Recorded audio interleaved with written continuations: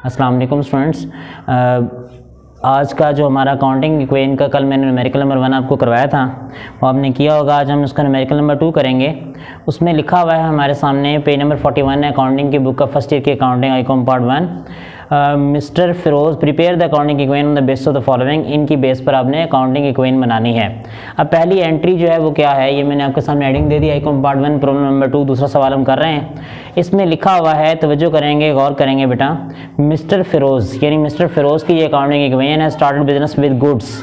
अब उसने कारोबार शुरू किया और कारोबार को शुरू कर रहा है, स्टार्ट कर रहा है बिजनेस को, गुड्स लेकर आया है 20,000 रुपये की। तो ये हमारी अकाउंटिंग इक्वेशन में मैंने आपको बताया था लेफ्ट हैंड साइड पे लिखते हैं एसेट्स और इधर लिखते हैं लायबिलिटीज प्लस ऑनर का पैसा कैपिटल। ये कल मैंने आपको बात समझाई। अब गुड्स वो लेकर आया, गुड्स हमारा एसेट है क्योंकि बिकेंगे हमें फ़ायदा होगा 20,000 रुपये।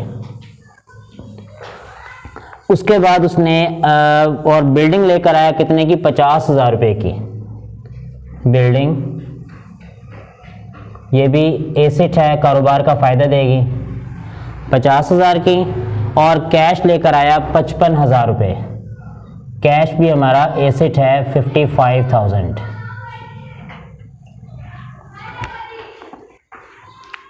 ठीक है जी। इनके दरम्यान में ऐड भी लगा सकते हैं, लेकिन अगर ना लगाएं तब भी ठीक है, लेकिन ऐड देखें। अब वो मालिक कारोबार शुरू कर रहा है और ख़ुद से अपनी तरफ से कारोबार में लेकर आ रहा है।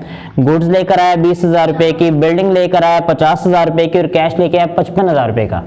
ये तीनों चीज़ें मालिक ने खुद परचेज की हैं, खुद खरीदी हैं, कारोबार में पैसे लगाए हैं। तो इनको टोटल करेंगे तो ये टोटल जो सरमाया, ये कैपिटल, ये उसका कहलाएगा 1,25,000 रुपये। ये वो कारोबार में लेकर आया। ठीक है जी। तो इस तरीके से हम इसको आगे लेकर चलेंगे। अब आगे उसने ये कहा है, तवज्जो करेंगे, गौर करेंगे। उसने इसके बाद एक बात कही, परचेज गुड्स ऑन अकाउंट। उसने चीज़ें खरीदी हैं ऑन अकाउंट, उधार पर, यानी चीज़ें खरीदने गया, चीज़ें खरीद कर लाया 15,000 रुपये की, गुड्स लेकर आया। अब गुड्स जो है वो 15,000 रुपये की कारोबार में आई हैं, तो गुड्स जो है वो 15,000 रुपये की इधर ऐड हो जाएंगी, क्योंकि पहले 20,000 की गुड्स थी, 15,000 की और आ गई। तो ये जब इसमें ऐड होंगी तो ये हमारे पास 35,000 की बुक्स हो जाएंगी, गुड्स हो जाएंगी, सॉरी। बाकी एंट्रीज वैसे ही चलेंगी, उनको कुछ भी चेंज नहीं हो रहा। अब 15,000 पे और आगे वर्ड लिखा हुआ है नॉट कैश, कैश पर नहीं, ऑन अकाउंट, यानी वो जो चीज़ें उसने खरीदी हैं वो उधार पर खरीदी हैं। अकाउंट कहते हैं खाता बनाकर, अकाउंट बनाकर उधार पर खरीदी हैं। अब 15,000 रुपये, देखें, मैं एक दुकानदार से चीज़ लेकर आया हूँ 15,000 रुपये की, मैंने उससे खरीदी है, परचेज की है, तो इसका मतलब है मैंने उसको पैसे पे करने हैं, पैसे देने हैं। ये अकाउंट पेएबल है, इसको कहते हैं अकाउंट पेएबल। ये हमारी लायबिलिटी है, ये हमारा क्रेडिटर है, यानी ये जो जिसको हमने पैसे देने हैं वो हमारा अकाउंट पेएबल या क्रेडिटर है, जिससे चीज़ खरीदते हैं। एक सीधी सी बात है, आप किसी दुकानदार से कोई चीज़ खरीदते हैं तो आप उसको पैसे देते हैं, ना कि उससे पैसे लेते हैं। पैसे आपने देने हैं, आपसे पैसे जाने हैं। तो ये हमारी लायबिलिटी है 15,000 रुपये की। 15,000, 15,000 प्लस 1,25,000, बाकी वैसे ही। इसके बाद बेटा आगे एंट्री नंबर 3 है सोल्ड गुड्स ऑन अकाउंट। उसने चीज़ें बेची हैं 20,000 रुपये की। सोल्ड गुड्स ऑन अकाउंट, चीज़ें बेची हैं 20,000 रुपये की। अब जब चीज़ें बेची हैं तो चीज़ें चली गई हैं हमसे, क्योंकि चीज़ें बेची हैं तो चीज़ें हम में से माइनस हो जाएंगी। और 15,000 रुपये की गुड्स रह जाएंगी। अब 50,000 ये वैसे ही, 55,000 भी वैसे ही। अब देखें, मैंने एक बंदे को चीज़ें सेल की हैं, बेची हैं, उसने मुझे पैसे नहीं दिए, पैसे उसने मुझे देने हैं, पैसे मुझे आने हैं। ये मेरा अकाउंट रिसीवेबल है, अकाउंट रिसीवेबल। इसको कहते हैं डेटर। डेटर वो बंदा होता है जिसने हमें पैसे देने होते हैं, यानी जिससे हमने पैसे लेने हैं। ये हमारा एसेट है, क्योंकि वो बंदा आज, कल, परसों, महीने बाद, 10 दिन बाद जो उसकी कमिटमेंट होगी, जो वादा होगा, उसके मुताबिक पैसे हमें देगा। तो ये हमारा डेटर क्या है, हमारा एसेट है, डेटर्स। कितने से एसेट हुआ, ये हमारा 20,000 रुपये से। तो यहाँ 20,000 रुपये लिखेंगे, इक्वल टू यहाँ पर 15,000 और 1,25,000 वैसे ही आएगा। अब ये एंट्री 2 जो है दोबारा सुन लें, जब हम चीज़ खरीदते हैं, परचेज करते हैं, तो इसका मतलब है हमने उसको जिससे चीज़ खरीद रहे हैं उसको पैसे देने हैं, तो पैसे हमसे जाएंगे। अगर हम उसको पैसे नहीं दे रहे, उधार पर चीज़ खरीद रहे हैं, तो हमने उसको पैसे देने हैं, वो आज कल 10 दिन में 15 दिन में हमें उसको पैसे देने पड़ेंगे। जिसको पैसे देने पड़ते हैं ना, वो हमारा अकाउंट पेएबल होता है, उसे कहते हैं क्रेडिटर, ये हमारी लायबिलिटी होती है। और जिसको हम चीज़ बेचते हैं, उससे हमने पैसे वसूल करने हैं, वो हमारा अकाउंट रिसीवेबल है। वो आज वसूल करें, कल करें, परसों करें, 10 दिन बाद करें, उससे पैसे वसूल होंगे, आएंगे। ये अकाउंट रिसीवेबल है, ये डेटर है, ये हमारा एसेट है। इस बात को अपने ज़हन में बिठाइएगा।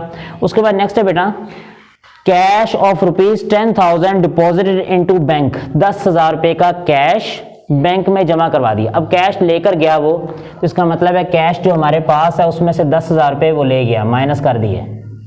और कहाँ लेके गया? बैंक अकाउंट में जमा करा दिए। तो बैंक अकाउंट में अगर पैसे पड़े हैं तो बैंक अकाउंट हमें क्या देता है? फ़ायदा देता है ना। अगर बैंक में पैसे पड़े हों, जब मर्जी निकलवाएं और फ़ायदा उठाएं, तो वो 10,000 रुपये यहाँ पे बैंक अकाउंट में ऐड हो जाएंगे। ये भी हमारा एसेट है, ठीक है जी। कैश में से माइनस होंगे और बैंक अकाउंट का एक आप कॉलम बना लेंगे, उसमें ऐड करेंगे, तो यहाँ आएगा 15,000 प्लस 50,000, ये 55 में से 10,000 निकल गए, 45,000, 20,000 और प्लस 10,000। यहाँ पे वैसे ही 15,000, 1,25,000, इसको सेम लिखेंगे। इसके बाद बेटा हमारा सेकंड लास्ट एंट्री है, पेड कैश और टू सप्लायर ऑफ गुड्स, यानी कैश पे किया है। पहली बात तो सुने, पेड कैश, पेड यानी कैश को वसूल, रिसीव नहीं, पे किया। अगर आपने कैश पे किया तो कैश आपसे गया है, कितने का कैश गया है? 10,000 रुपये का। तो कैश में से, ये कैश के कॉलम में से 10,000 रुपये माइनस कर दें। अब कैश गया कहाँ पे है कि आपने सप्लायर ऑफ गुड्स को पे किया है। सप्लायर ऑफ गुड्स यानी जिससे आपने चीज़ें खरीदी हैं, जिसने आपको गुड्स सप्लाई की हैं। तो जिसको आपने सप्लाई की थी, वो एंट्री नंबर 2 में लिखा हुआ परचेज गुड्स ऑन अकाउंट। आपने खाते पर चीज़ें खरीदी थी 15,000 रुपये की, उसको पैसे देने थे, उसको आपने 10,000 रुपये दे दिए। अब देखिए, आपने एक बंदे का 15,000 रुपये देना, अब 10,000 रुपये आपने उसको दे दिया, तो सीधी सी बात है 5,000 पीछे रह जाएगा। वो 15 में से 10 माइनस होगा तो 5 आएगा ना, ऐड करने से तो वो 25,000। अब देखिए, आपने एक बंदे का 15,000 देना है और 10,000 आप उसको दे आए हैं, यानी 15,000 देना है, 10,000 उसको आपने कहा कि ले लो यार। अब पीछे कितने रह गए? 5,000। वो कैसे? 15 में से 10,000 को माइनस करेंगे। तो अब आपके सामने आएगा 15,000, 50,000, 35,000, 20,000, 10,000, 5,000 और 1,25,000। ये बाकी वैसे ये 15 में से 10 माइनस हो गया। उसके बाद लास्ट में है ही पे टेलीफोन बिल। उसने टेलीफोन बिल किया पे 2,000 रुपये का बाय चेक, चेक की मदद से। अब उसने चेक की मदद से 2,000 रुपये का टेलीफोन बिल जो है वो पे किया है।